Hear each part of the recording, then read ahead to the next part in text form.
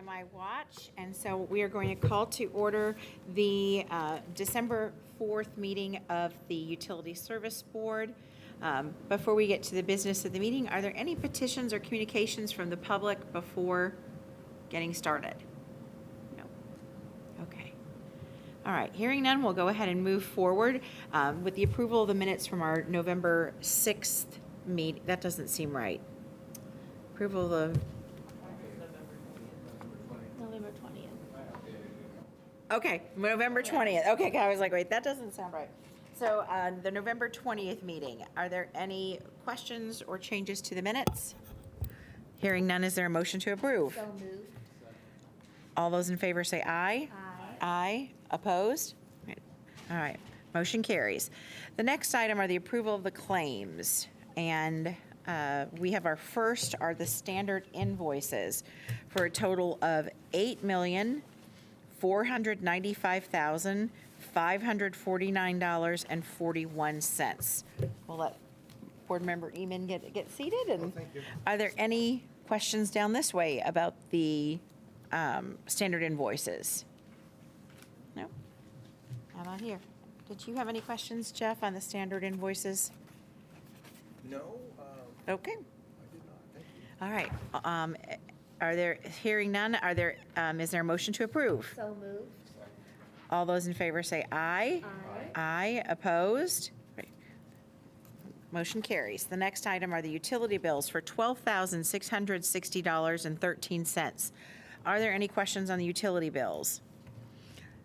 Hearing none, is there a motion to approve? So moved. All those in favor say aye. Aye. Aye. Opposed? Motion carries. The next item, wire transfers for $582,645.01. Are there any questions or changes to the wire transfers? Hearing none, is there a motion to approve? So moved. All those in favor say aye. Aye. Aye. Opposed? Motion carries. Finally, we have a small customer refund in the amount of $47.37. Are there any questions about the refund? Hearing none, is there a motion to approve? So moved. All those in favor say aye. Aye. Aye. Opposed? Motion carries. Next, we have Vic Kelson with the approval of the consent agenda. Good evening, everyone. Vic Kelson, Utilities Director, for the record. I'm happy to bring tonight's consent agenda, which totals $15,299.25. Item A is to Beam, Longest, and Neff. These are appraisals for 4 parcels that are related to the Clear Creek reconstruction project. Item B is Electric Plus for $9,800. This is to wire electricity to the garage, install insulation and a heater. This is in a garage at the Blucher Pool plant, where we'll be storing some equipment that needs to be out of the weather.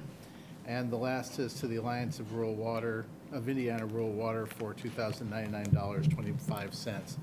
This is for training on wastewater laboratory procedures. Would any board member like to consider any of these individually? Hearing none, if there's no opposition, the consent agenda will be approved as recommended by staff. Hearing no opposition, the consent agenda is approved. Thank you. Thanks, Vic.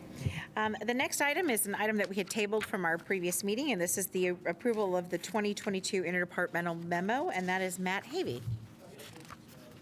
Was similar to, not similar, the city followed the exact same process that they did for 2020 and 2021. We're not going to do 2023 until sometime next year, so we can actually have the actuals for this year. So was there any specific concerns about the 2022 that we need to talk about to show that it's done the same, or? I think it was tabled last time because there were, the numbers about the in lieu of taxes had not been on the report, and I. Oh, okay. And I can see that you have now. Yep. Those have been included. Missy was unable to answer the questions about that. And as I recall, from the meeting, these are still the percentage numbers that we've been using over the past 5 years. This is our last year with those numbers. Correct. So along with for the 2023, once we have year-end totals, we'll be reevaluating those percentages with the city. Correct. for next year. Correct. So this finalizes our last year at these percentage levels. I'm not sure whether the percentages will cover 20, the current percentages cover 23, and the new percentages would start at 24. That procedure, I don't understand. It'll either happen, because, the percentages for 24 should reflect what you pay in 24. I don't know how it can look backwards. Gotcha. But I'm not quite sure how the controller handles that, but that's for the 23 one, so, Right. which won't come up for another several months. And the other question we had, which I believe the answer was yes to this, was these percentages were percentages that you guys had also looked at and agreed upon, that this seemed like a fair, Yes. a fair representation of what was owed. Correct. Okay. Completely consistent with prior years, and the growth doesn't look like it's out of line anywhere. And the other question that we had was regarding engineering, that all of a sudden there was a charge for engineering. We were told that that was because engineering was moved from planning and transportation and has its own line item. Correct. That's right. And that's why we're seeing That is that correct. there. Yes. Yeah. Okay. Previously, it was not a department of itself. Were there any other questions about the MOU for 2022? Jeff? Yeah, so, questions that were asked for 2020 and 2021, in my mind, were never adequately answered. That's not from staff, that's from the city controller, is that the correct? Yeah. So, in further investigation with staff, I've said, are these the assumptions that we should make, particularly regarding the solar lease panel compensation, right? So the payments for solar panels lease costs for 2020 and 2021 were the same number. They were $237,057. In 2022, it changed to $225,358. Now, if you add up the three charges to BOKF from the claims today, they add up to just over $300 more than, less than the stated amount in the 2022. So I assume that's just a rounding error somewhere, and that those numbers are supposed to be equal. That's one thing. But so the assumption is that we're paying a proportion of the total constructed capacity of these panels, and I confirmed that with staff as an assumption that we're both operating under. But there's no, so there's been the change, so presumably there's been greater capacity added to city-side solar, and that's why our proportion went down for 2022. It would be really nice for 2023 to get a more complete explanation of what we're being charged. So We are being charged our prorated portion of the cost of the installation of the infrastructure. That does not account for when panels are in operation or not.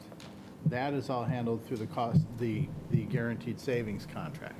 So at the end of the 20-year period of the guaranteed savings contract, if we did not receive the electrical generation benefits that were called out in that contract, that will be paid back to us with interest at the end of the contract. So the way the guaranteed savings contract works is that we are paying for the installation of purely just the construction cost, has nothing to do with capacity. That's right. We're not Okay. buying electricity from solar Okay. panels, we're buying solar panels. Yeah, got it. Okay, so it's our portion of the cost. That's right. And if it so- doesn't achieve what it was supposed to So why achieve. would that amount go down for 2022? Probably because of additional deployments elsewhere, because it's prorated, I believe. I'm not sure. I just know it's But our prorated by how costs, many- hold on, but our costs would be the exact, why would that change? Our amount, if it's just the construction cost, why would ours be? I'm not sure why it changed by $300. Okay, well, so, We can there find out. again, I would really just like, so we asked this question, this is the third time I formally asked this question. And I'll go ahead and do what I'm going to do in this vote, but, can we not get that information from the controller? Don't we want to know that we're being charged the correct amount and why?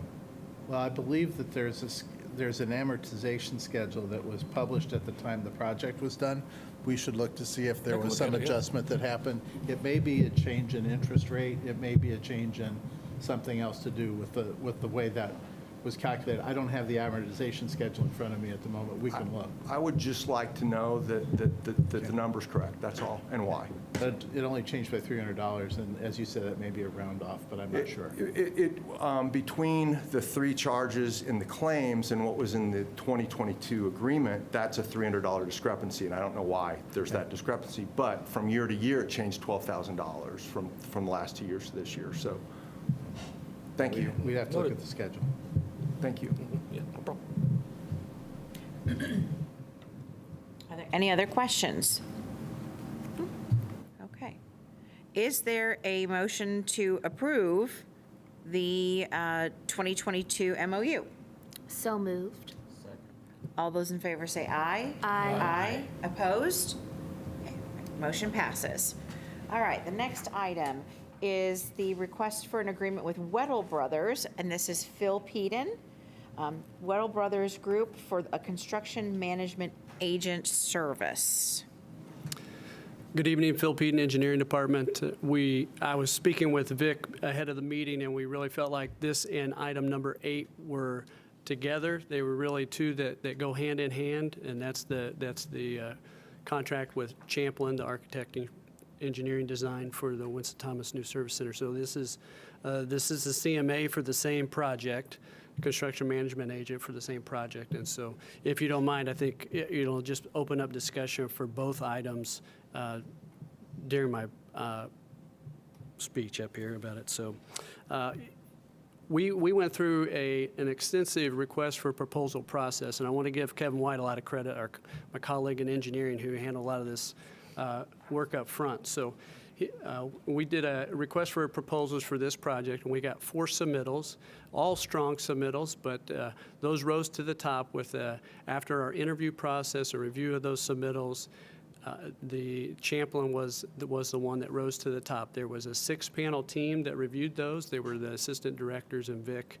and those were based on their work experience, their understanding of the project, what we were looking for, and cost, and some other items. Those were all scored and evaluated. Champlin comes with a great deal of experience, especially impressed with their experience on Duke sites where they've designed new service centers and maintenance and operation facilities for Duke. They seem to be very similar to what we're trying to accomplish for CBU. One of the components of the design or the proposal was that we would have an opportunity to review the cost or budget of the project at 50% design phase. And they've included that amount in their proposal here and in the contract. And so I wanted to make sure I explained that, along with how that affects the CMA contract with Weddle Brothers. And we do have Sean Bright and Brandy here with Champlin, and Chris Cioli and Justin with Weddle Brothers, if we have any questions. But so the 50% design, if you look in the scope, was for Champlin, ended up being $726,000. And then there's also some termination fees. So if we end the contract early, the approximate max amount from Champlin's contract to get to the 50% design for budgetary purposes is $800,000, and then the CMA Weddle Brothers is another $100,000 for their work to get to that point. The majority of their work is during the construction process, that being that of Weddle Brothers. The majority of that construction, it will take place in 2025 as well. So it wouldn't be this year. This coming year, 2024, would be design, and then we'd move in those expenses, especially with the Weddle Brothers contract, would be incurred mostly in 2025.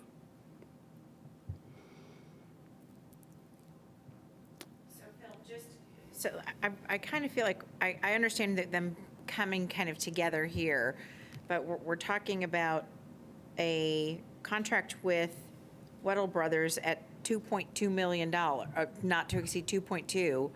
So that's what it would I mean, that's their estimated cost of managing the project. And then we've got another 2.4 million. So we're looking at here approving, I understand that it's a smaller amount that we're Yeah. approving initially, but if we were to move forward, we're looking at what's a scope of about $5 million in a total contract. That's correct. That is correct. Okay. How about we take, if you don't mind, I'd like to take them separately. Okay. And then if we have to, in order to vote, if we need to come back. But I think if we should raise it if there's any questions about the Weddell project first. Okay. And then we can go to the Champlin proposal. And then I think if it's okay with everyone, we'll then just, let's keep the questions to the contracts first, and then let's ask questions about the global project. Does that sound like a reasonable discussion? I think it might be useful for me to say Yeah. something. Go ahead. About all this, just to clarify. I know there's some questions and some concerns or concerns about timing and all of that kind of stuff, and I just wanted to talk to that a little bit. I want to be really clear, this project is not predicated on Public Works moving here. This is not a Public Works project. This is a utilities project. It was not invented with an intention of making space available for Public Works. The purpose of this project is to acknowledge the fact that at this moment, and for many years, we have millions of dollars of equipment and materials rusting in the rain. And they've been there for years, and they're there today, rusting in the rain. Long-term, what the situation is for utilities right now is that we have an insufficient building, and we have insufficient parking, we have insufficient garage, we have insufficient covered storage. So the purpose of this project is really to create a long-term plan for the Utilities Department and how the Utilities Department continues to function. I know there's a new administration coming in a few weeks, which makes the timing a little bit weird, but that's just how it worked out. We are not committing $5 million. The contract is a $5 million contract that we can opt out at, or altogether it's around $5 million, but we can opt out at about $900,000 when the 50% design is complete. So what are we getting at that 50% design? Well, there are lots of questions about what's this going to cost. There's a lot of questions about what are we going to get in return for this property when we move out of it. Well, what we know about that is it's somewhere between $2.5 and $4 million, which is what the appraisals were, is probably a reasonable number.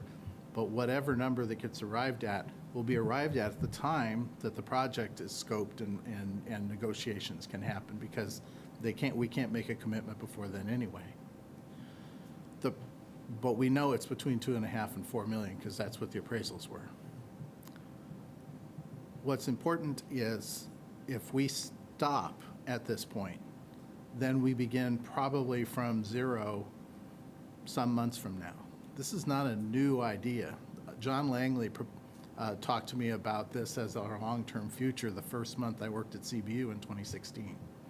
I've been talking to the mayor and the administration about it for many years. We began the master planning process and all of the other discussions that we've had in 2019. So what we're looking at right here is simply getting to the point where we have a 50% design. We will have a vision for how things might look so that the people who are making decisions can say, is this the vision that we share for our community? And is this the scope that we really want? Even if everything goes completely according to the plan that we have, we'll get to the 50% design sometime next year. The information from that will, first of all, we'll have the price.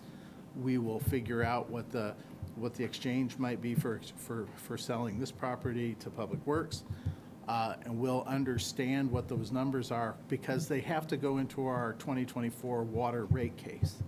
So all of these things, that 2024 rate case is partially predicated on this. Practically speaking, if we don't move forward with this in time to have those numbers for the 2024 rate case, the next water rate case is scheduled for 2028. So there will have to be a substantial change or a second water rate case. And water rate cases are expensive because we have to go to the IURC. So it seems to me the sensible thing to do at this point is to move ahead with getting to the 50% design so we can answer all those outstanding questions. Otherwise, we're just pushing this down the road farther and farther, and it could be many years before we get to the end point. And in the meantime, every single one of those days, all those vehicles and all of those materials will continue to rust in the rain. And I just think it's prudent for this department. It's the board's job, it's the staff's job to be thinking about what's best for this department and what's best for our customers. And what's best for our customers and for this department is to have appropriate facilities for the people and the equipment that work here. And that's why I think it's prudent for us to take this up at this time. Thanks, Vic. That really helps to bring it into perspective, too, just a reminder of how long the project has been going on. And I appreciate the commentary with, your conversation with John when you started here. So that's. There is one other thing I forgot to say. And that's, I spoke with Deputy Mayor Larry Allen today. He has raised the fact that we would be having this discussion with the incoming mayor, who did not at the time offer opposition to us proceeding at this point. I think the bigger question will come up in 5 or 6 months when we get the 50% design. I think that's when there'll really be something to debate. Are there any questions? I'm going to start down at this end. Are there any questions down here? Thank you, Vic. That was important to say.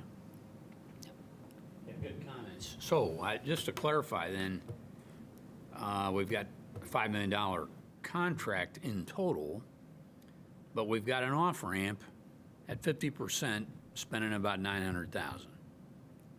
You put all that together so that we'd have accurate picture for the rate case in '24. Vic, when's the rate case to be due? After we get the 50% design, then we would put the 40% of that would go in the CIP.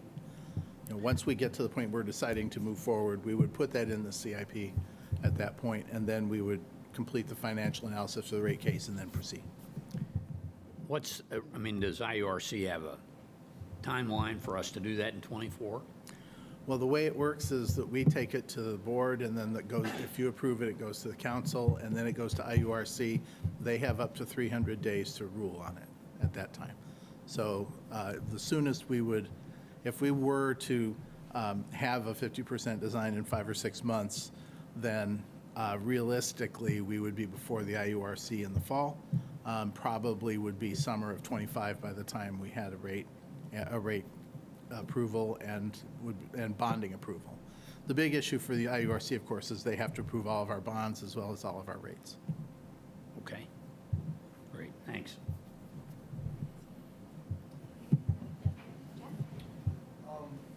Okay, so let's say we move ahead and we have a design. What is the longevity of that design and that cost estimate? I think it's an important question to have the answer to, given that we don't know what's going to happen with IURC, what's going to happen with the new administration's willingness to move public works over here, other uncertainties. Well, typically they go with a design like this would. I'm fairly certain we would be seeking state revolving fund financing in all probability if we went with bonds, because at this point they're cheaper. So that could possibly, once we have the design, but typically these things escalate with a construction cost index of some type. So if we get the 50% design and then come back, say it's a year or so before we start a project again, we would escalate, and that's something you guys do, right, Phil? Yeah, the construction cost index is a published value that we use typically with a lot of projects just to see what the inflation and different things is going to affect as you move forward and project out so we can budget for it and keep it in our 5-year CIP. What's the shelf life of the design itself? Do you guys have any experience with that? If I may, Sean Bright with Champlin Architecture. The shelf life of the design is. Yeah. And just, if you wouldn't mind, state your name. And then the microphone is simply for the television. It doesn't echo through the room, as you've probably figured that out. Yeah. So thank you. Sean Bright with Champlin Architecture. And the shelf life for design is, as long as the site doesn't change, it's perpetuity, right? We have to go back and double check codes and stuff if it gets a 2-year delay, if there's a code change. I know Indiana is finally, after all of these years, looking at a code change. But that's probably it. As long as there's no major changes to the site, it'll be valid. And you all, per your contract, own the document. So that would be it. So it would be more the construction cost that could vary. Yeah, okay. And then is there something in the contract that gives a hard stop to that 50%? Is it spelled out very clearly, or is that more of an informal agreement? No, there is a distinct, we made sure they included that. And if you look at the scope, it's laid out. Okay. Under budget confirmation, and they've totaled that amount separately in a section of the scope. Okay. And were more specific questions for the architect now? Is that okay? Sure, yeah. Okay. I just wanted to, are you familiar with the master plan document that was the Spring Point Cripe document? Yes, that was included in the RFP. We reviewed it extensively, cover to cover, and then also used that as a, kind of a springboard as we approached our proposal for this project. Absolutely. And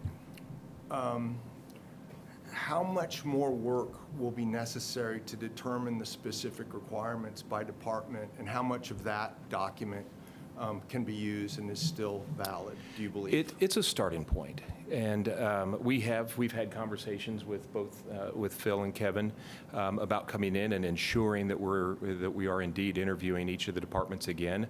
We took a tour a couple of weeks ago, again, of the facility, not just here, but also of the yard. But it's very important that we do validate that, since it is several years old. There were also some lessons learned coming out of COVID that may impact the nature of the spatial plan. And so really, going through that and just validating it. I don't think when we looked at it that we're anticipating a drastic deviation, but there are some things that may change just a little bit to the spatial program of the administrative area. And thank you.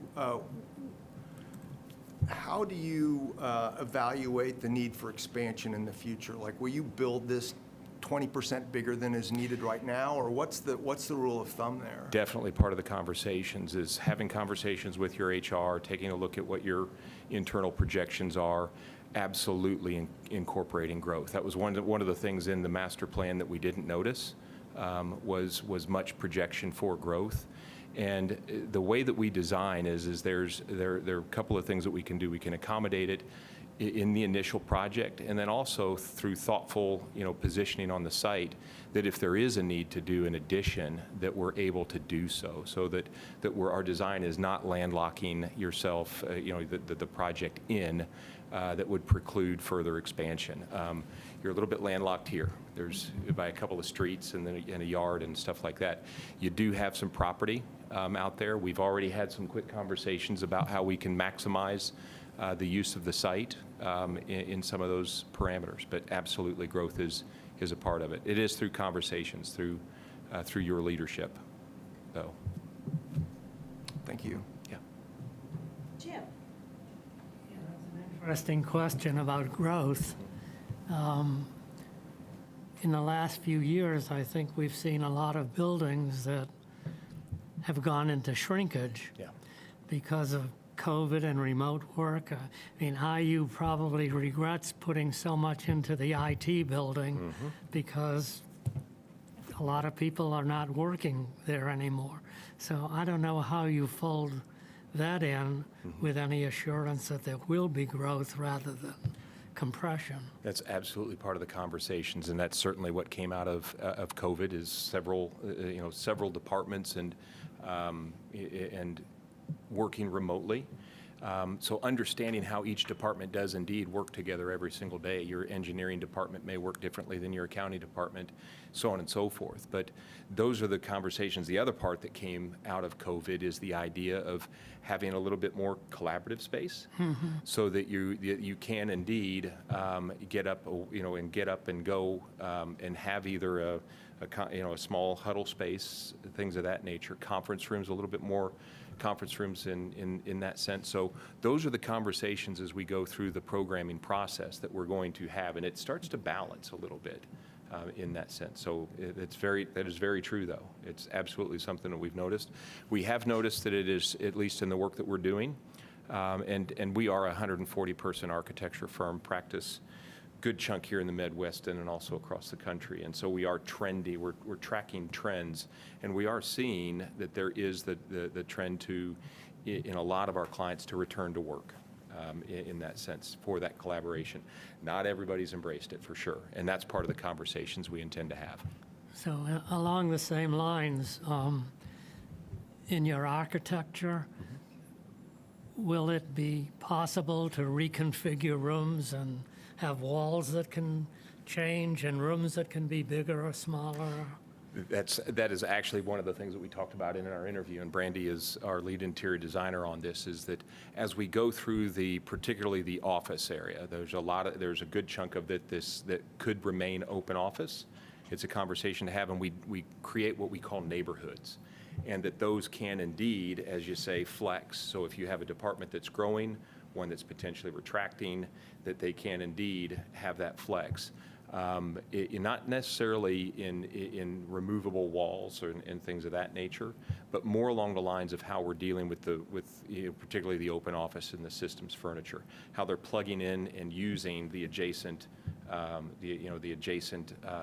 collaborative space and common space as well. How all of that is positioned is very key to the ultimate layout. Those are absolutely all things that we'll be exploring as we go through the design.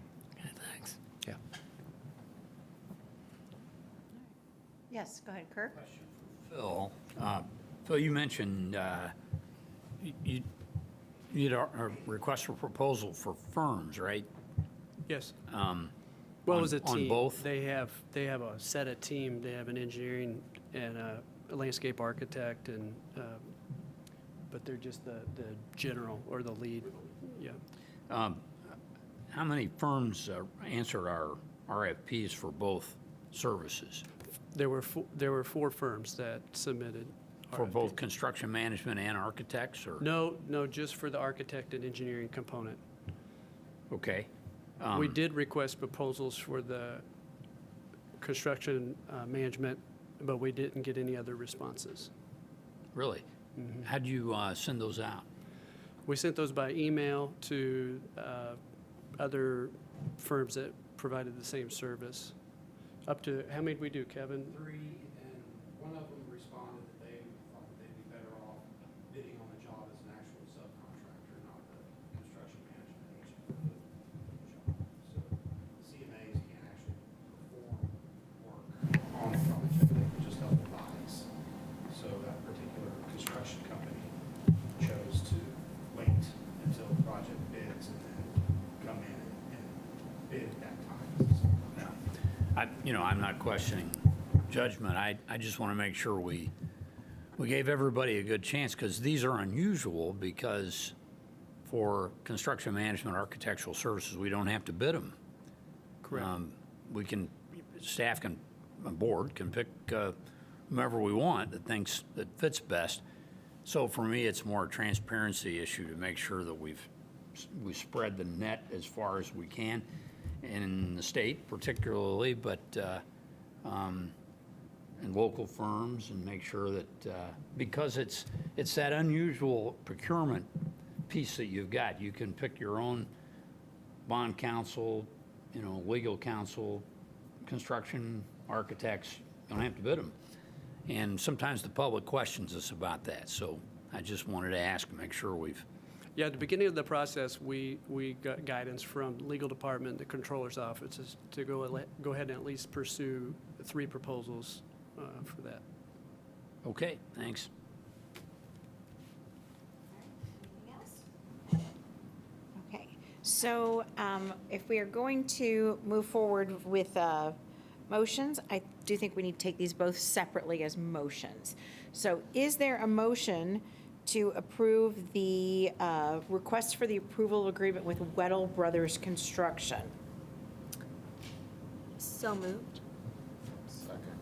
All those in favor say aye. Aye. Aye. Opposed? Motion carries.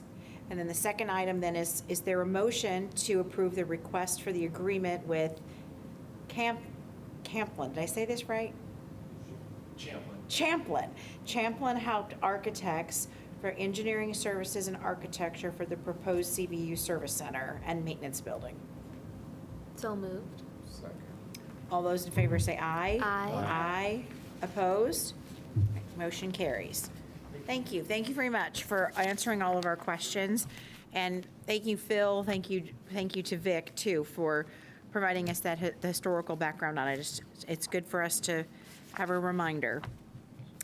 Okay, the next item is a request for approval of an agreement with Greenlee and Hansen for safety and capacity improvements at Dillman, and that's Dan Hudson. Hello, I'm Dan Hudson, the Capital Projects Manager for the City of Bloomington Utilities, and I'm presenting a contract for the Dillman wastewater treatment plant. It's a combination of a lot of projects, a lot of different items, but we called it safety because the majority of it is for safety. One of the items is an air handling system for the chemical feed building.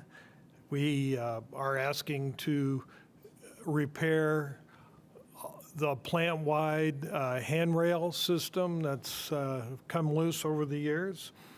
A big part of the project is the piping and valve replacement of the headworks pump system.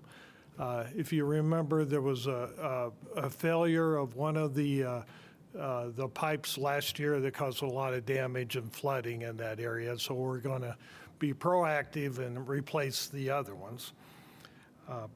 We also have several sluice gates and valves and plug valves we're going to replace. But the big one is we're increasing the capacity of the plant from a 15 MGD average to a 19 MGD average by adding a blower. And this was agreed upon by IDEM that we could do that. And for the design and bid service for Greenlee and Hansen, we're asking for $815,000. I'm open to questions. I'll start at this end this time. So the Jeff. So it's enhancing the aeration capacity? Yes, Yeah, okay. right. Anyone down here? Yes, Kirk? Just to, Dan, for my own check here, Yes. what's our average we're running through the plant now? A million a day. I'm going to ask Hector here. He's more familiar with It's it. about 12 point something, 12.4 to 12.3. What are we peaking at? You know, I'm saying 365 in a year, I'm saying. Could you repeat the? Hector, come on up to the, Yeah. come on up Yeah. here. Oh, the max?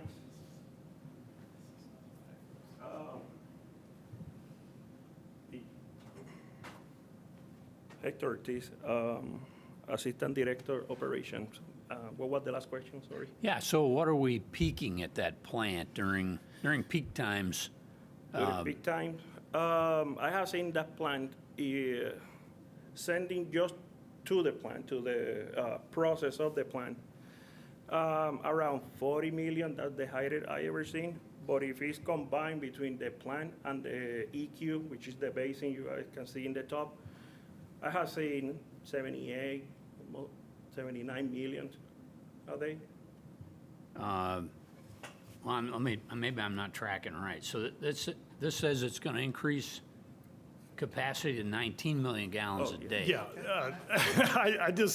you stay here, Hector. That's average daily flow we're talking about. So on a dry weather, average daily flow, we have a permit, IDEM permit, that we can go 15 now. But we'd like to get up higher because of new construction coming in, possibly. And so we're trying to get as high as we can. IDEM, with our current system, and with a new blower, which is very expensive, we can go to 19. So now we're about 12.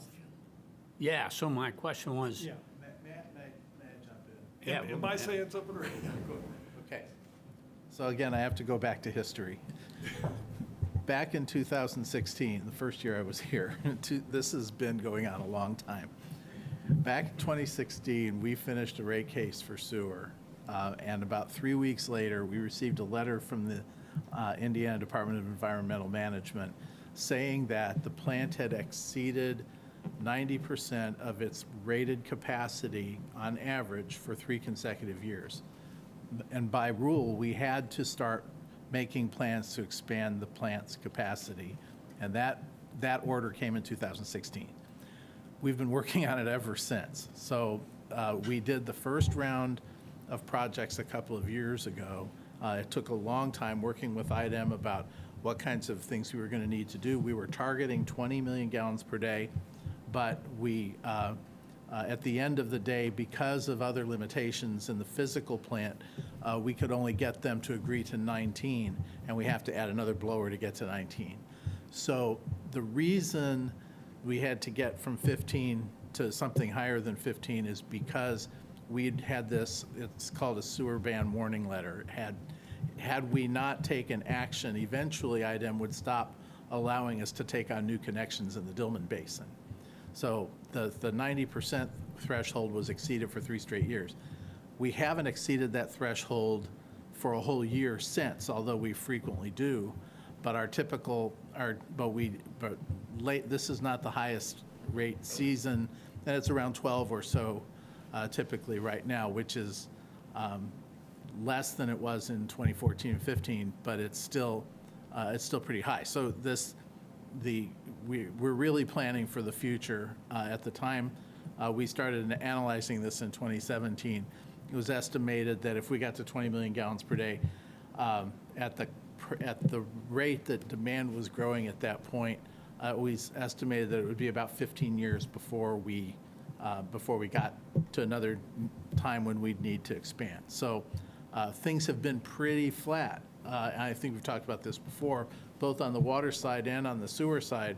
Our flows have been pretty flat for the last 5 or 6 years, but there's a lot of additional construction going on, and one would anticipate we're going to see a lot more construction in the coming years. So we're going to start consuming the capacity fairly quickly. But the reason, it's not because we're over 15, it's because we were close enough to 15 that IDEM was afraid that we were going to get to 15 and we were going to, and then we'd be in trouble. Now, when we have these 40s and 70s and things like that, that happens after big rain events. So when if you have 78 million, which we've seen coming down the pipe to the plant, we can pump a bunch of it up to the EQ basin and we can push part of it through the plant, but you can't keep doing that for a long time. So.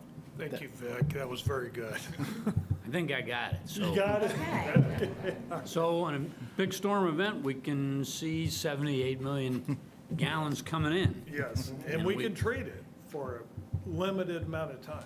So we basically store some Yes. and treat it as it goes. Yeah, Okay? yeah. Yeah, I got it. Okay. Any further questions?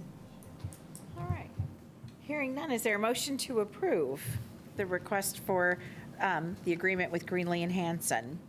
So moved. Second. All those in favor say aye. Aye. Opposed? Motion carries. Thanks, Dan, but you're not off the hook yet. Okay.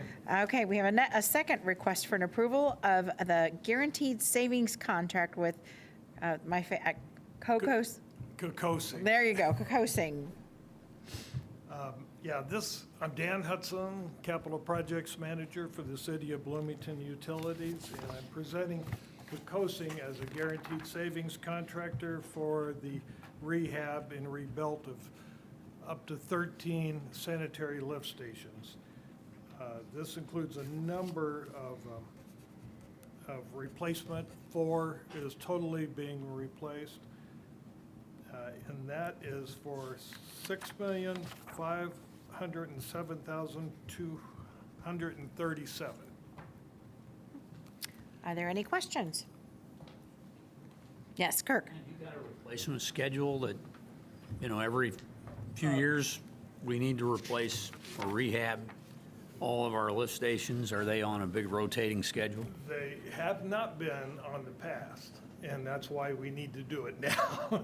Yeah. In the past, we built them and ran them, and now we're to a point where several of them really need just to be totally replaced. And a schedule will come after we get this project. How long is this one going to take? This one is 5 years. Wow. It's a 5-year contract, and so we have 5 years to do it, but we're planning on starting in 2024, yeah. Yeah.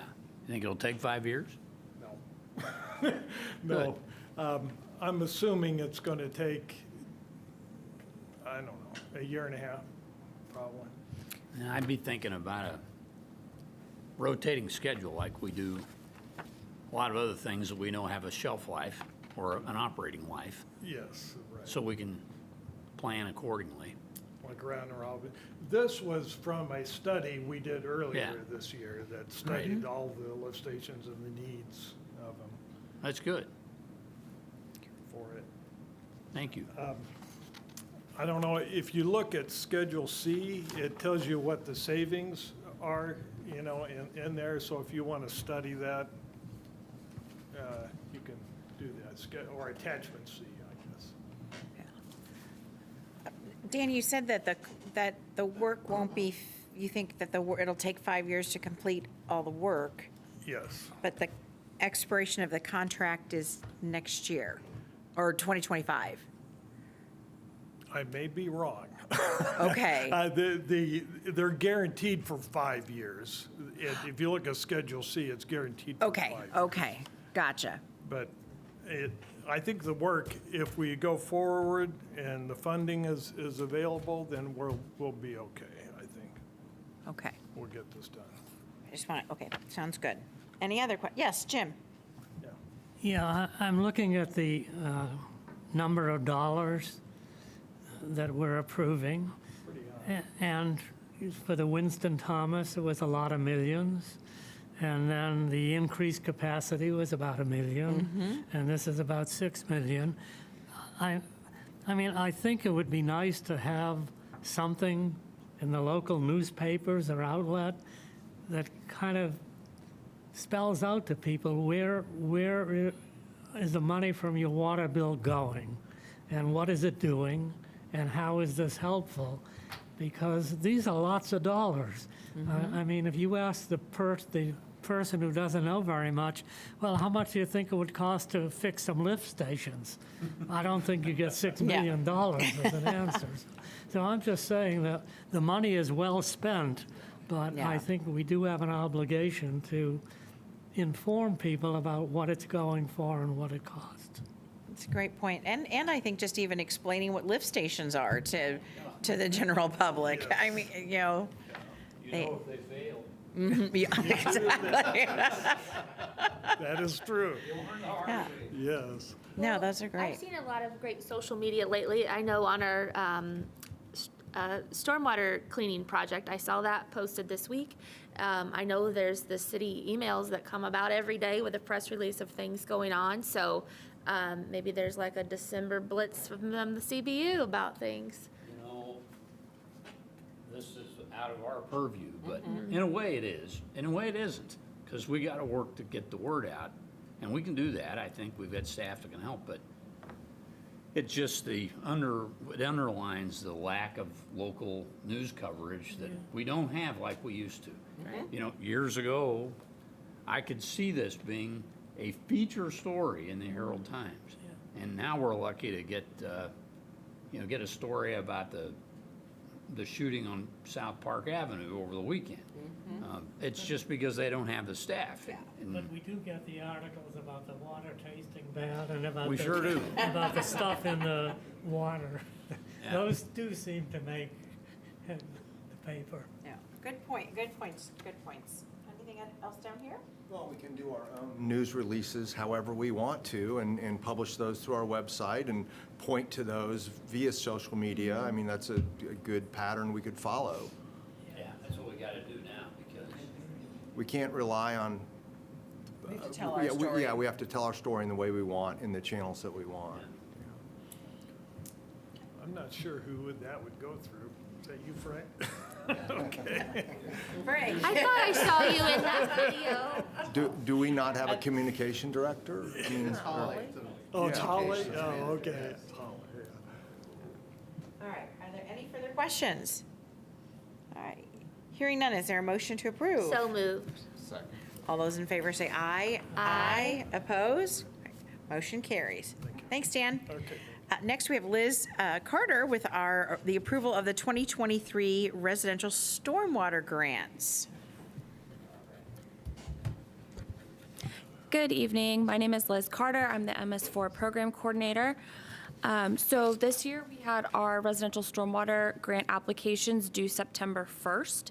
We received 10 total applications, and our committee met on September 22nd to evaluate them. Mr. Devereaux was kind enough to serve from this board. We had myself, Catherine, Phil, and then Caden, who's our newest utilities engineer as well. So we evaluated all the projects. Of the 10, 3 were ineligible for either being out of our jurisdiction or not being single-family residential properties. Then we had one that the project was almost completely in right-of-way. We, utilities builds projects in right-of-way. We don't give grant money for it. And then the last project that was not approved was, it didn't meet the criteria that we used to evaluate these. Really quickly, the criteria that we used, we broke it into 5 major buckets. The first was equity. We wanted to make sure that we were looking at folks who didn't already have someone advocating for them as much as possible, so neighborhood associations, HOAs, someone else that was responsible for their drainage. We looked at community benefit, so if we fund your project, is the neighborhood going to be better both aesthetically and from a water quantity perspective, as well as a question of, are we having multiple applicants? We are pleased that of the 5 projects we're funding, only one of them is a single homeowner. Everybody else has multiple properties involved. We looked at the environmental impact, such as what kind of grid infrastructure are we getting from these projects? What kind of water quality improvement are we having?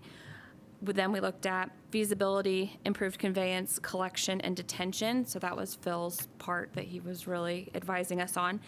And then lastly, we looked at the location of long-term issues. You know, were we looking at projects that we're receiving a lot of complaints about on a regular basis? And from that, we have the 5 projects that are in the staff report here with the dollar amounts. A couple of them, we did not fully fund their request. When Phil especially looked at them, he thought there were some items that weren't really related to stormwater. For example, the Sunflower Gardens folks, which is the Pedal Court one, they wish to have a retaining wall rebuilt, and Phil, as our resident engineer, didn't see a stormwater engineering purpose for that. We were happy to pay for their bioswale to be rebuilt, but not the retaining wall. If you guys have any questions or would like me to go more in depth in the 5 that we're funding, I'd be happy to do so. It's totally available, 100,000. so you've only used almost half of that. That's correct. What happens to the other half? Great question. We used, to be exact, 45,876. So we wanted to pivot this year. In the past, we've basically funded projects until we hit 100,000. So our first problem with that this year was we didn't have 100,000 in requests that we could fund because some of them were ineligible or in Ellettsville or out in the county.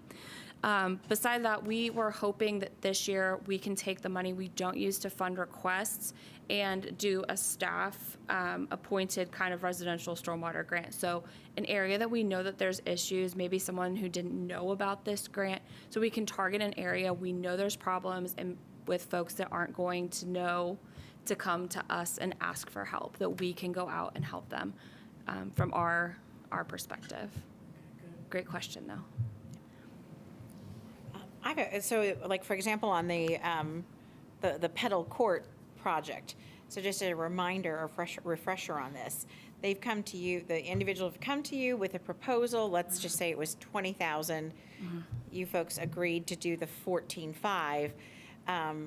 The balance is coming out of those homeowners in, like, their project will still, they're just gonna have to cover those additional costs, and correct? Correct. And they sent us, so they have an engineer on board that's working with these homeowners. They sent us a very detailed cost estimate, so we felt comfortable. So they're kind of looking at this as like phase one of a drainage project they're gonna do throughout their neighborhood.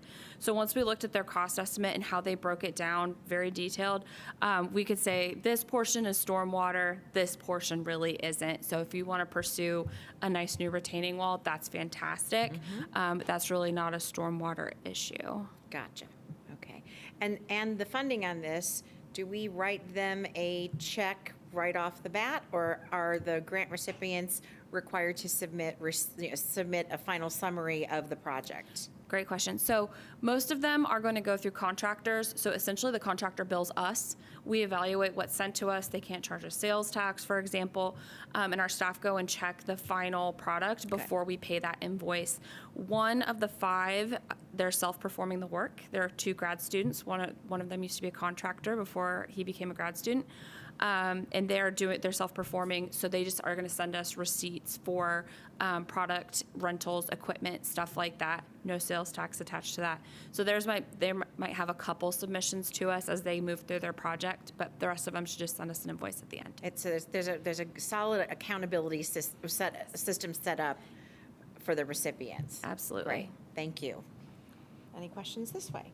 Jeff? So the other 54,000, that's all going to be dedicated to a project, one or more projects of your choosing, and will all be used this year, or does any of it carry over? This is just a follow-up to Jim's question. Great question. So I think we will probably end up doing the project next year.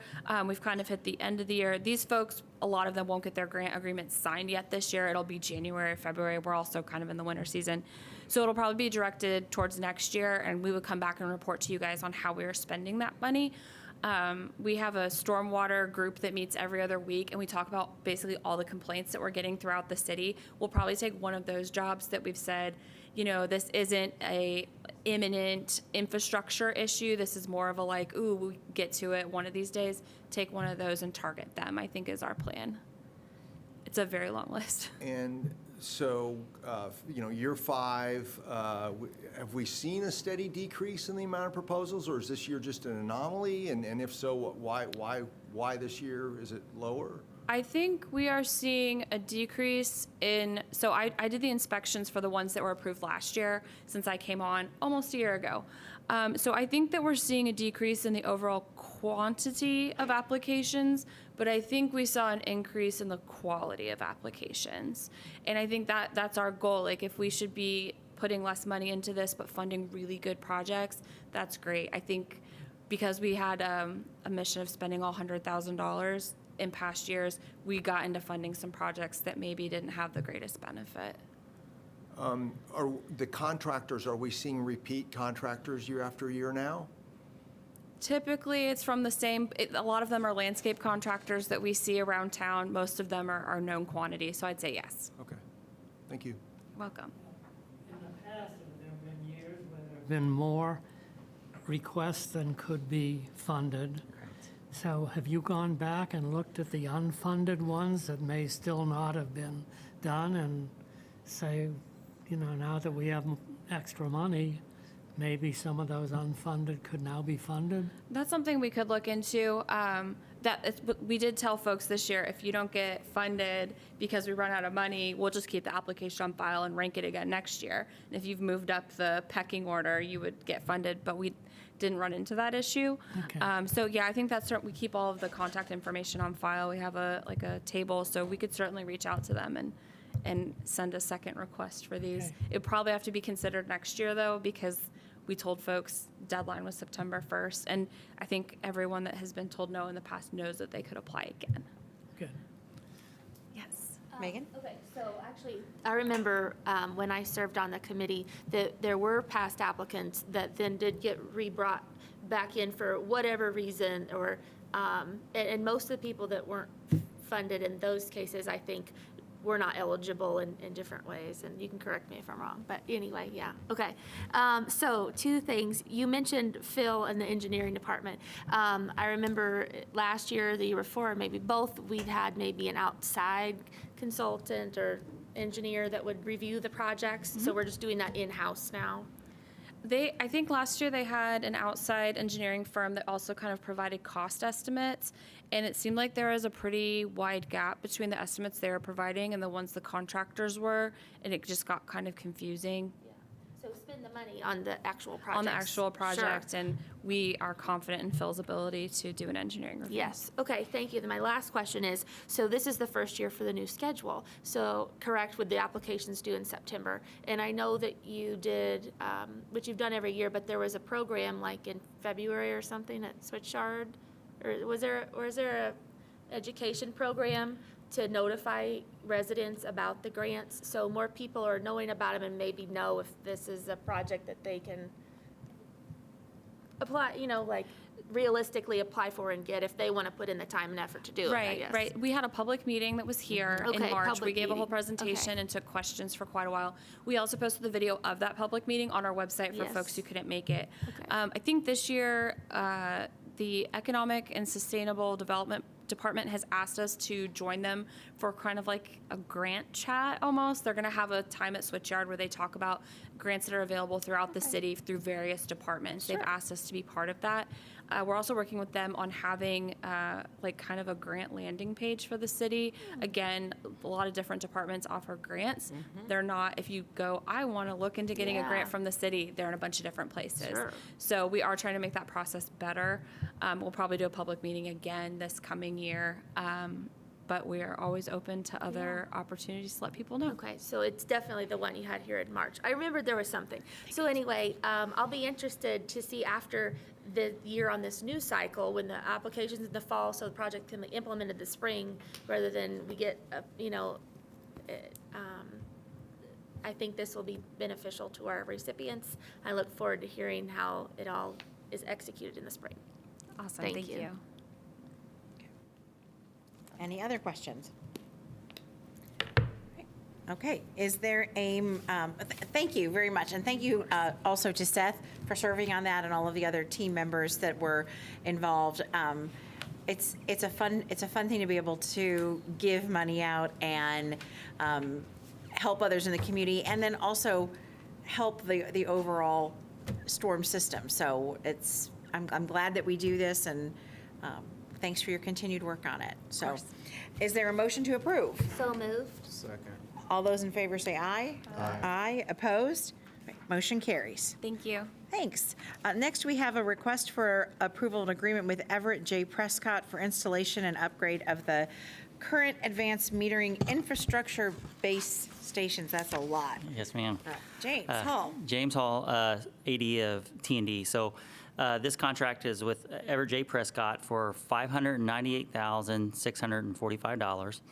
And it's to upgrade our base stations that collect information from our meters. So when we started this project, they were just basic meters that are sending the usage back. Now they make meters that do pressure and temperature, and they have smart gateways that can do other things.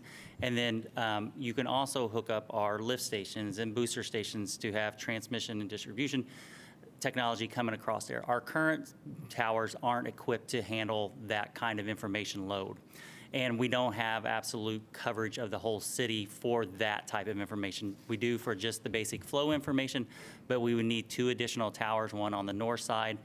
We're thinking somewhere around, I think, at the skate park by Cascades, and then either at Winston Thomas or maybe even at Dillman further south. They've done a study, and they think Winston Thomas is probably the correct place for that. So this is what that contract is about, upgrading the hardware on our current towers and then installing 2 new towers with updated hardware to be able to handle all the information that we want to push through the system. Be happy to answer any questions. Are there any questions at this end? No? Questions here? Jeff? Is this the 6 base stations? Yeah.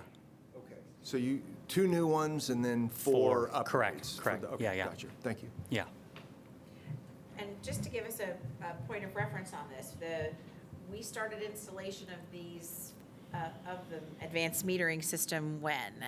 2001? 2018, 17, 18. Oh, really? Completed in August of 19. Okay, there you go.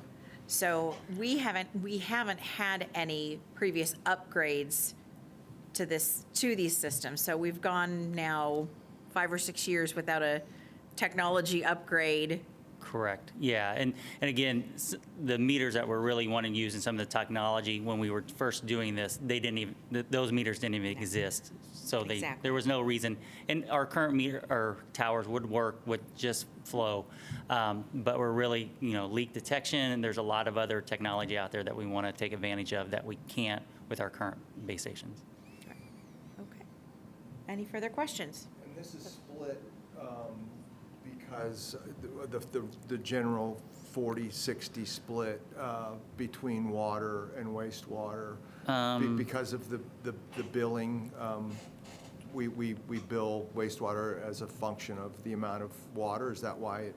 I'm just assuming those 2 funding sources Yeah, are I'm water trying to and get to wastewater. the memo real fast. That's what you're That's looking right. at? That's right, okay. Yeah, it's coming out of the AMI bond, actually, so, yeah.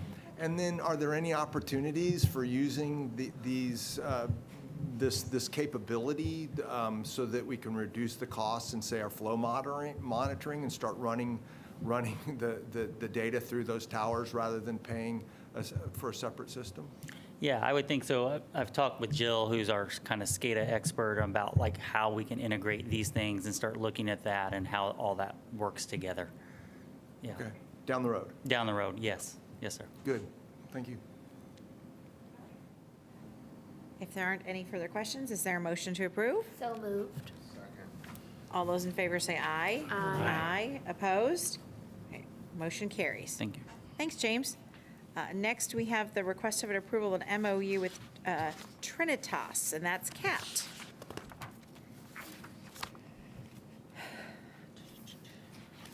Hello, Kat Zager, Environmental. I am requesting the approval of an MOU between CBU and Trinitas regarding their CSGB, or Construction Stormwater General Permit. Essentially, in this MOU, we are agreeing to take on their construction permit, or not, their stormwater permit, to finish up some erosion control and sediment issues that are on site. We're essentially agreeing to do this to help move along affordable housing that is planned for this area. The contractor, Trinitas, has made some fumbles in their erosion control, and in order to hand over the deed to get the affordable housing going, they need this permit to be closed out. So we have this MOU where CBU will take over the permit, we will do the work, and Trinitas will reimburse us for all the costs. And they're agreeing to reimburse us. We will send them the invoices for all the work that we end up doing. I think that's also they are agreeing to pay the fines for previous erosion control issues on site. Okay. Questions? Oh, go ahead, I have Megan. 2 questions. Yes. So number 1, do we have the staff to do the work? Yeah. Of So staff available to do the work? I know our staff can do the work, but are they available to do it? Yes, so before entering and even discussing this agreement, we talked with James with T&D, and he came out, assessed the site, decided what would be needed, what the cost estimates would be. So T&D has been involved with this, and we believe we have the staff and time to do this work. Okay, thank you. My second question is, since this company, construction venture, whatever, continuing to do additional projects in regards to accountability and receiving fines, is there like an escalated fine if this happens again on a second project? Or like you get your warning once and then you're ejected from the game, right? I don't know, like, So how do we ensure this doesn't continue to happen? Because this is tied to the other projects at Summit area, correct? Summit Hill. Right. I'm thinking of the area around Summit Elementary School, but it's different. different, Okay, but still, many additional phases of the project, so many more opportunities to do it right, or not? So, no, this is kind of us saying, you're going to walk away from this project now, and we are going to take over the erosion control, and we are going to close out this permit in order to get this affordable housing started, because otherwise, and this isn't a very usual case, because part of this agreement, I believe, with the city, and I think I've got all the details on it, but essentially there's a parcel that they've developed that they were going to hand off to the city, and that's where we would have this affordable housing at. That parcel, they have not finished the work there, and we are ready to get moving on it. And so we said, okay, we're going to do the work. We're going to take the permit. We're going to bill you because you should have had this work done by now. So we're just trying to keep the ball rolling and not letting it stop because we have these erosion control issues that if we left them to do it, it would take until at least, at the best, spring for them to finish the work. And this is a way to not have to wait that long. Thank you. Jim? How much is the reimbursement cap? It doesn't, I couldn't find it. Shoot, okay. Great question. Well, there is a reimbursement cap in the, so this is an estimate that we provided, and if you give me 1 second. It was like $229,000 for materials, right? Yeah. How's the labor work? We would, did we include labor in that, James? James helped prepare this. So we have a scale that we charge people for any kind of work, that from a strike to whatever, that we charge for every type of worker. And so we went through, it's included in we did a spreadsheet breakdown of material. Materials, just the soil really is what's so expensive about all this. It's over, I can't remember, over half the cost at least, or more, way more. But yes, we included all our labor based on our scale that we use for everything else, and how long we anticipated the project lasting. So is that high enough to cover it? I mean, Well, I think the MOU says, it whatever says up it to the takes. reimbursement cap, so Yeah. whatever that cap is, you can't get more than that. It's been, sorry. Go ahead. The MOU was actually updated because I did not like that. So it has now been updated to say, and I think there's 2 versions of the MOU in your packet. There's an updated version. And in the updated version, the reimbursement cap and scope of work outlined in Exhibit A may be amended in the event any unknown or unforeseen circumstances are learned by CBU. So yeah, this is best estimate, and honestly, I think it's a little bit high, so I think we will probably be able to do it within that estimate. I'm not sure I like the idea of a reimbursement. Then you're saying, we'll do all the stuff and then they'll pay us? They don't sound all that trustworthy to me. Well, Why can't you get some upfront before you do this? Like a reimbursement implies that we do it all and then we'll send you a bill and then they'll pay, maybe. I'm not sure why we didn't ask for it up front necessarily, but this is a way, this MOU is what's going to hold them to it, is that they are going to pay us back for the work that we do. Yeah, that's trust. Yeah, this is a binding contract. But there's, I'd feel better if it was bonded. There was a bond up on it. Exactly.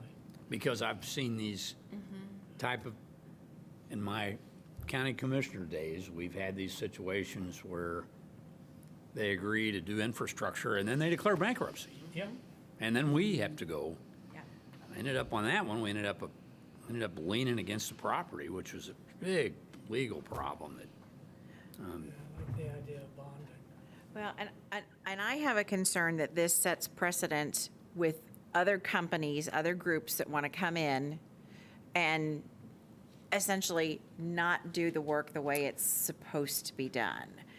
And that CBU, because we have the wherewithal, we have the staff that know what to do, you know, we have the bodies to perform the work, that some developer from some other city is going to come in and say, well, CBU did this for Trinitas, why won't you come do that for us too? Well, I would like to comment on these kinds of things. A lot of what you're talking about is precisely why we brought Title 13 recently, because historically, CBU has not been the regulatory agency that, we kind of came in after the fact. This has previously been covered in drainage permits with the Planning and Transportation Department. But as we've moved forward with the new state general permit, a lot of what we're talking about, you know, CBU does not have the ability to require bonding, but under Title 13, once council approves it, we will. So a lot of those kinds of things are really being dealt with in the context of Title 13 for the future. So because of Title 13, and I'm assuming it's going to pass in the spring, because of the Title 13, I'm less worried, you know, about future consequences than I would have been had we been assuming we were going to go through life with the same arrangement we have today. I would be very concerned about it, but I'm less concerned now because it will be more in our hands. So that speaks to the precedent issue, but not the issue at hand. And I assume this was a negotiation, and what I hear is board members suggesting that bonding would have been a good thing. At a minimum, that it would have been a good thing. Maybe there's something stronger there. well, you know, projects like this typically are bonded through the grading permit, but like Vic was saying, CBU has no ability to Require it. Yeah. Those are the Yeah. words. Yeah. I mean, this was a negotiation, I'm sure. Yes. it was. Yeah, yeah, this was definitely a negotiation. And also, and this speaks to the precedent part of it a little bit as well, is that I don't think we would ever do this if it was just a private development. I think the issue at hand is that the parcel is being handed to the city, and the city is, well, Summit Hill is developing affordable housing on it. So I think this is a pretty special case compared to a lot of private development where we would never consider this for private development. Why do we know about Trinitas? And some assessment, I suppose, was made that they were going to be able to pay, and that they're a big enough operation that this is a small part of what they do? Yeah, I mean, I don't know exactly the size of their company, but I do know that they are a pretty large construction and development company, I believe. I know that they've helped and developed, I believe they also developed District at Latimer Square, which was a recent development. They're a huge developer. Yeah, they're a Campus housing around college campuses all over the country. Okay, so that's Yeah, they something. develop those type of residential developments all over the country around college towns. So they're not a company where this is 60% of their projects? No. Yeah, okay. no. What happens if we don't approve it? Well, I guess if it is not approved, then I suppose we would go back to the drawing table. This is a very complicated situation. This is one of those cases where there's more than CBU and Trinitas involved in it. This project, as originally conceived, when the project first was approved some years ago, there are 4 areas in the parcel that's being developed. One of those areas was going to be is intended to be passed on to the city and then eventually onto Summit Hill for the purpose of building workforce housing. The city's HAND department, Housing and Neighborhood Development Department, has been working with Summit Hill to move things forward to do the development on that parcel. So some of those homes will be prefabricated ones, and they're trying to move that project forward with some urgency. What's happened is, for lots of reasons that are complicated, Trinitas has not finished the stabilization of the soils on the area that was coming to the city. And there's a lot of complicated things that go into all of that. Our purpose in the MOU was to make sure that the city, through CBU, has control of the timing of when that parcel is ready to be developed and have houses planted on it. So if the board walks away from this MOU, that falls to the back, right? So the city's ability to move forward with Summit Hill in providing this workforce housing will fall back into, it could be months before they get those projects moving. So our interest in moving forward by this particular mechanism was purely in giving the city control of the calendar, so that we won't be going through continuing arguments with Trinitas for months on end before we get this done. Yeah, go ahead, Jim. I just looked up Trinitas. I think they're based, at least some of it is based in Lafayette. Mm-hmm. They have been rated as one of the top 10 student housing companies all over the country. They were, in fact, the company that did the $80 million Kmart development in town. So it looks like they do a lot of stuff. And how would they fail at something that's seemingly as simple as stabilization and erosion control? There's something that doesn't fit. They're a huge company that does big, big projects. I mean, it sounds to me like they just didn't really want to do it. Mm-hmm. And if they can get us to do it, so much the better. So anyway, that's... Go ahead, I Kat. do think there were some complicating issues in the project. I'm not going to say it was issues with project management necessarily, but the sequencing of this project, I know that they had some utilities installed, not us, but they had utilities installed that happened after they had done a lot of work, and that had severely disrupted a lot of their stabilization and set them back quite a bit. I don't know all the issues that caused this, but in general, I don't know if big company always equals high quality necessarily. So not to say that they haven't made quality products elsewhere and that the other housing that they've already built and the other sections they've done isn't quality. I just think, sometimes things happen in a project that set you back. And do we? I would also like to, we have the people to do this, but what projects are going to be put on hold? Because it's not, we're not going to hire, we're going to hire temporary people. There are people here that have already 40, 60-hour jobs a week, and now we're adding this on to them, and something has to suffer for that.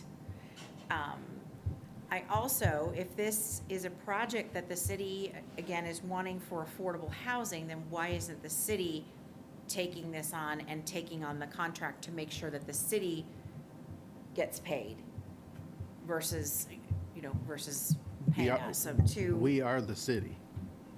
So we are the city's experts in stormwater and erosion. And so we are the city. Okay. So, and it's being handled by us because we have the expertise to handle it. We are partnering with other city departments to get this done. So what staff would be pulled to work on this project, and what would be put on hold on what was already on our schedule? But because this, I always say, your emergency doesn't make it my emergency. Correct. So now this is an emergency for whether it's city or Trinitas or Summit. What suffers on our end? Well, so thank you for worrying about my staff. I appreciate that, because they do work really hard. And in the wintertime, there is downtime, though. I'm very cautious about how much time they're spending outside and what they're exposed to be ready for main breaks when it's ice cold water, and especially our stormwater crew, because they do a lot of plantings and things of that nature. And so that crew particularly will slow down in the January, February months because of those issues with getting growth to happen. And so this particular project, we do have time to fit it in to it. It's our major construction crew of the stormwater branch. So we have two crews in that. One does basically rehabbing stormwater inlets and checking those and making sure those clean. The other one does large construction projects. Currently, we're down at Jackson Creek doing one. Our next one will be at 4th and Lincoln. And so we have the staffing capabilities and the openness in our schedule. We do a lot of planning in that particular time. We're getting much better at pre-planning and meetings as we've moved along here. So that's why I felt comfortable telling them that I would. This was a conversation that we had. Do we have the staff? Do we have the time? And I thought about the morale of people and, doing things of this nature. And we took all that into consideration before we decided to say this is how long it'll take us. We think it's 2 weeks, and so we think we have the time to do that. Yes, Jim. So let me just summarize my feelings about it. We're here with an MOU that's already been drafted.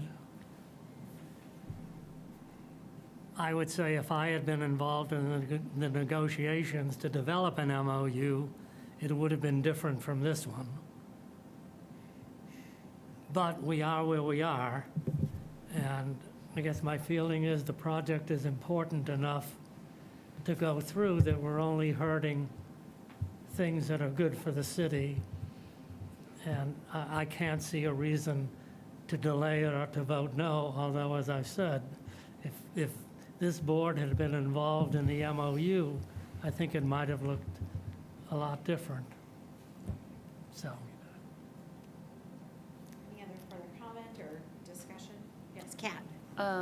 I'm not sure if we can have the comment now or if we'll have to do it at a different time, but Nate with Summit Hill is in the chat and has asked to make a comment. He is directing the housing that's going in the Area A. Can he be? I believe we are allowed to do that. Yeah, So I believe so. I just wanted to let you all know that sure. you wanted to make comment. Go ahead. Put him on. Okay, can you hear me? Yes, we can. Can you hear us? I can, thank you. Okay. Nathan Ferreira, Director of Real Estate Development for the Bloomington Housing Authority and our subsidiary, Summit Hill Community Development Corporation. And I just wanted to give a little context for our position, just that we've been working for the last year and a half to develop the city's community land trust. And this is our first effort, our first foray into setting up the community land trust here at the Trinitas development. And I just want to express there's been lining up lenders, buyers, and builders to make this come to fruition. So this is truly the final piece to allow us to get started. We have buyers waiting, and we actually have houses from Clear Creek Modular Homes in the factory on hold. And we realize, we understand that, not everything was ready for us to pull the trigger on all this yet, but just in terms of the timing where we thought we would be, we've lined up all of these different components to launch the Community Land Trust and this new affordable housing. So I just wanted to express my hope that will move forward, and that we'll be able to get started on this critical project, which we're hoping to grow the land trust for many decades to come. So I'm happy to answer questions too. We are a small nonprofit. Like I said, we're part of the Housing Authority. So our capacity is pretty limited in terms of infrastructure and what we might be able to contribute to. But we are certainly, we've been part of the conversation and are willing to do whatever it takes to get this to move forward. Great, thank you very much. Are there any questions for, Kirk White has a question for you, Nathaniel. Oh, you did not? Okay, all right. Good. Okay. Okay. I'd like to say one thing. Well, thank you. Very, very briefly. As I said, this is a complicated situation that's been building for some time. It's not a perfect solution, and we didn't think it was. We don't think the perfect solution would have been had Trinitas stabilized the soils there as they were supposed to on the time schedule that they were supposed to. This is a situation where the best solution wasn't available to us, and we've been, staff has been working really hard. Chris Wheeler's been working really hard. Larry Allen and the deputy mayor has worked on this. There's been a lot of discussions trying to make the best we possibly could from a bad situation. I think everybody's learned a lot from this, but I think one of the conclusions that we've reached is this project is sort of the poster child for why we need to do Title 13 and give CBU more of a hands-on management of those aspects of these kinds of projects. When complicated situations arise, is there any reason to or not to include the board in a discussion of those complicated situations? I mean, this MOU just kind of came to us as the end point of a complicated situation. And, I would have felt better about it if there'd been some communication beforehand. Well, there are challenges with public access or public notices, and when you're trying to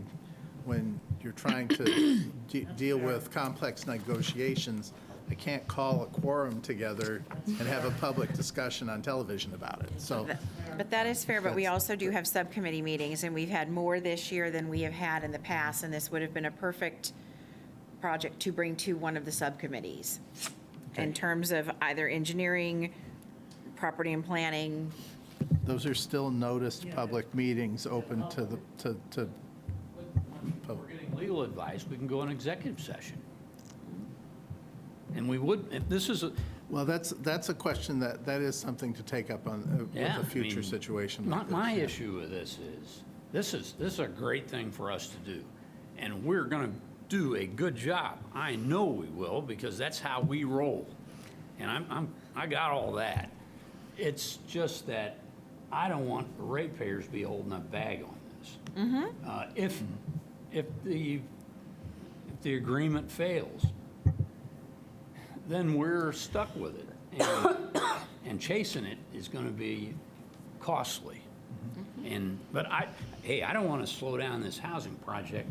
Heaven knows we need it, and I can tell that this has been a mess, and we've seen these kind of things before. We don't want to slow it down. Well, boy, we don't want to be holding the bag either, because, right. you know, that's my stormwater bill I pay every month is gonna pick up the tab for this. And we don't want that either. I'm not sure how best to do this, other than if there was a way for us to Well, that's something to delay talk till the with. 14th and get an idea about whether we can get some sort of financial bond, or a bond put up front on this, or whatever. I don't know if we have Again, time. the MOU is here. I mean, we can table this and ask Kat to go back to say the board would like to see something in writing of something up front. That is that we don't meet until January. I thought the 14th meeting was for the... Oh, yeah, for claims It's only. Claims only. It's only for that, and if we have to delay till January, I mean, I think we've communicated our concerns Okay. enough, and I don't see any purpose in delaying. It's It'll only unfortunate hurt the that Chris project. Wheeler isn't here. He had a jury trial today. Couldn't. One more thing. What's the total project cost we expect? What was the total on that again? 200, You got materials, it was but- $229,285. Does that sound right? I thought that was just materials. That includes labor, right? That included labor. Yeah. That includes labor. Yep. And plus, the $35,000 in fines, is that coming to us, or does that go to, that comes to us? No, that comes to us. That So- was just so part of the it's- agreement. So we're also going to, so let's say 230,000 plus 35,000 in fines. Does the 35,000 come right away? Yes. As soon as they sign it. So minus 35,000. Yeah. Is what's out of pocket if we get stiffed. No. Oh, no. Yeah, they pay the fine and then don't pay us the other amount, but they're paying us this up front, the 35, you just said That's the that. fine. Yeah. Right. So we have that in hand, is all I'm saying. Oh, And that yeah. you can subtract that from what would be out, the 230. I see, yes. So that's the way I'd look at it. Yeah. So yes, the 35,000 is in fines, and yeah, as soon as they sign that, they would be paying those fines. Those are based on previous erosion control issues they've had on their site. If Trinitas was a small company and not the company that Jim described, then I would be more reluctant to approve this, but I'll be voting in favor. Yeah, I was gonna bring, 132,000 was a kind of a high estimate for the soil. So of that $230,000, $130,000 is for soil. And I believe Kat and they thought they had a way to help mitigate some of that soil issue. So we're hoping that number will drop. So the labor cost and some other cost in there, I can send this spreadsheet to you so you can see that if that would. So this does not include labor? It does. It does, okay. Yes, it does. This might not be the right thing to say, but like, I wouldn't spend if we're going to do this, then I wouldn't spend my time trying to save $5 or $10 here or there on the soil.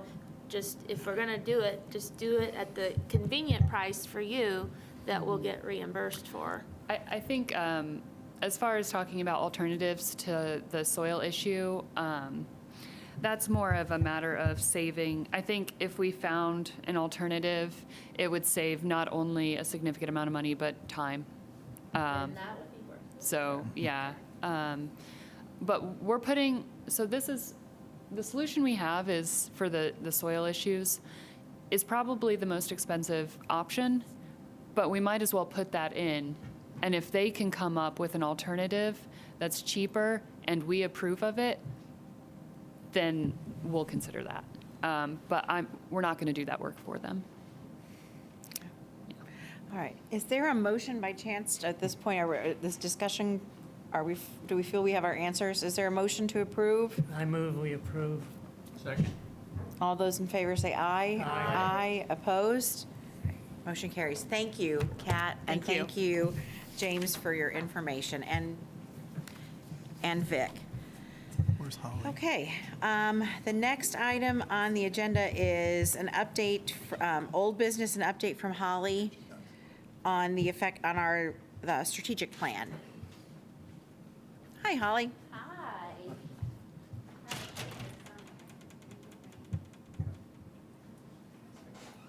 I'm Holly McLaughlin, Communications Manager for the City of Bloomington Utilities. My agenda item will be quick. I just want to give you guys an update on the strategic planning process.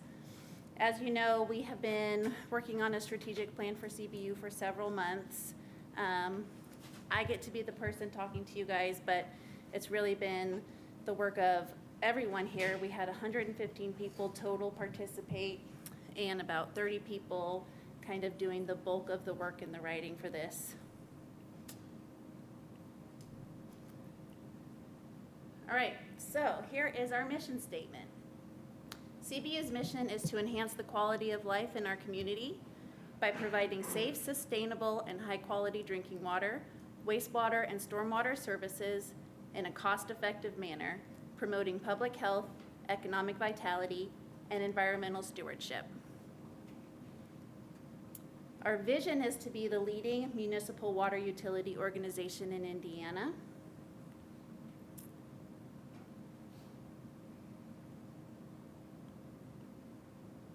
And here are our 5 core principles. So a lot of companies call this their values. These are sort of the reason why we come to work every day, the things that guide us in our decision making. And they lead directly to our 5 goal areas, which are to build a great team, focus on our customers, operate with excellence, provide sustainable infrastructure, and optimize our financial resources. So these are all really broad goals. Frank shared the draft strategic plan with you guys, which is really in 2 parts. So this is what we call the core strategic plan. And this is pretty much set, but we do welcome any feedback you have on the text for this.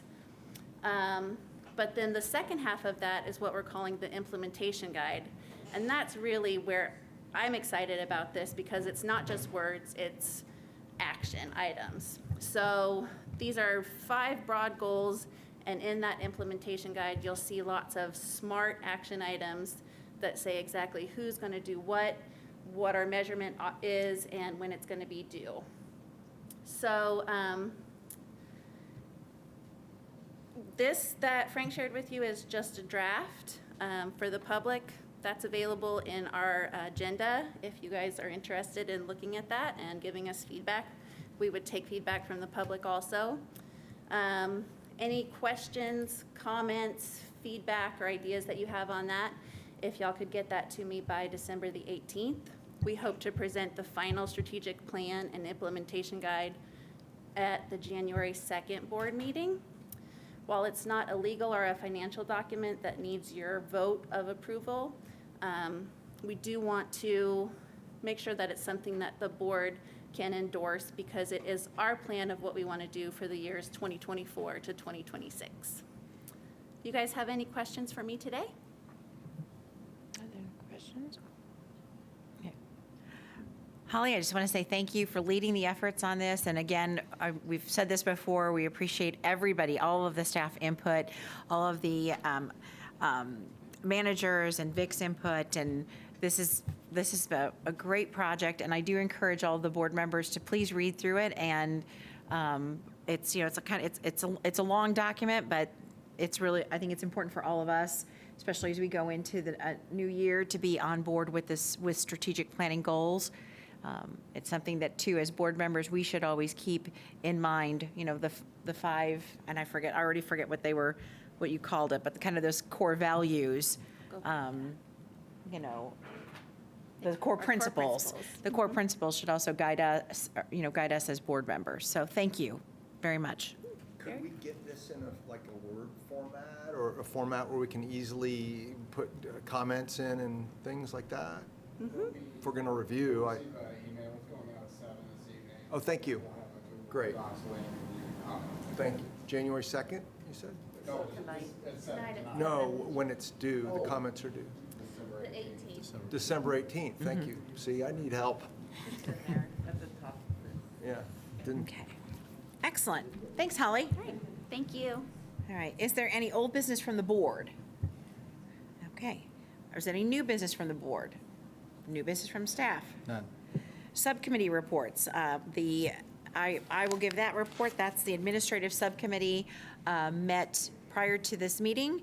We had 2 items on our agenda. The one was nominating the officer slate for 2024, and the second was our subcommittee selections.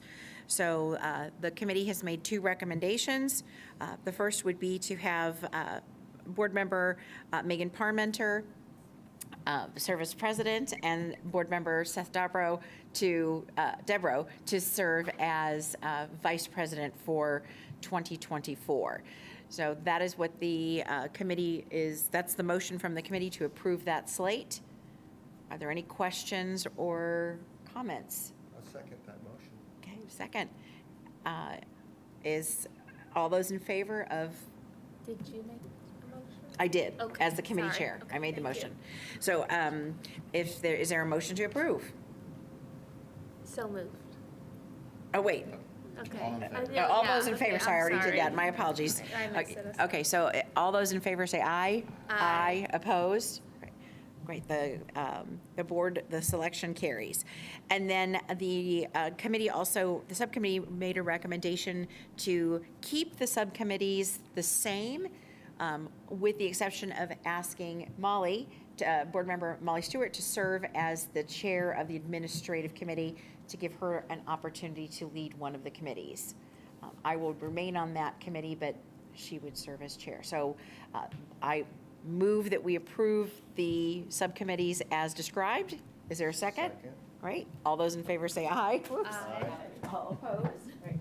Motion passes. Thank you, everyone. Staff reports. First of all, I've got some employee notes. We have 2 moves inside the department. Barry Moore has moved from meter services to be a wastewater operator at the Blucher Pool plant.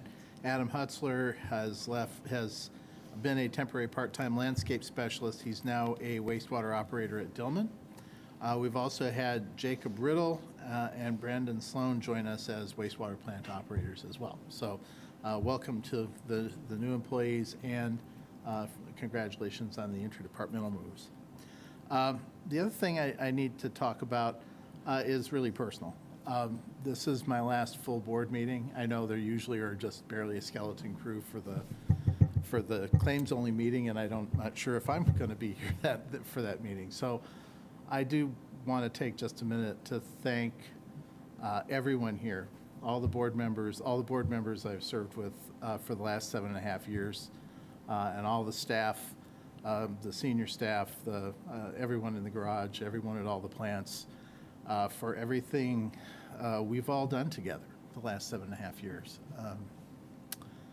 These have been the greatest years of my career, and I've loved, there've been struggles, there've been tough times, but there've been great successes here since I joined CBU in 2016. And I'm very sad to be leaving, but I know I'm leaving behind a really fabulous team of assistant directors and a great communications manager. So I'm very confident in the direction the department's going. I'm excited about the strategic plan. We've really dealt with things as they came along. We've had to deal with things like mercury contamination at the Griffey plant, and we've had to deal with, we're dealing now with cleaning up the Winston Thomas property to make it useful for the future.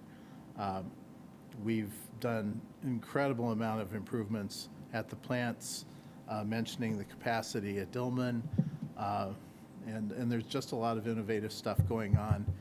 In general, we've deployed technology aggressively in ways that it's never been done here before, not just advanced metering infrastructure, but also the new SCADA systems, the new GIS, the asset management system, and the laboratory data system. Those were all in the rate cases in 2016. Those were all proposed then, and over the last 7.5 years, we've gotten them up and running. And it's all because of these people.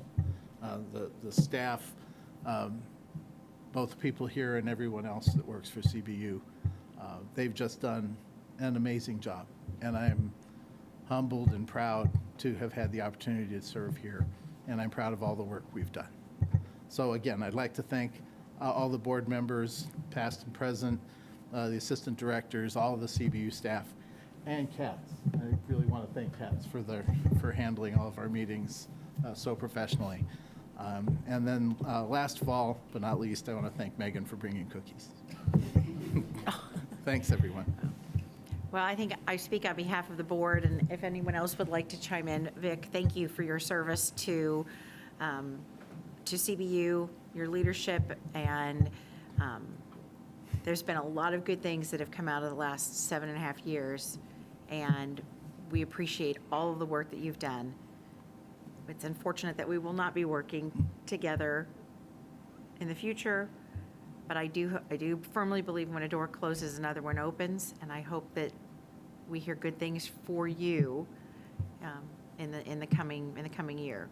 Is anyone? Thank you. Yep. Okay. Thank you, Vic. Okay, so are there any other petitions and communications?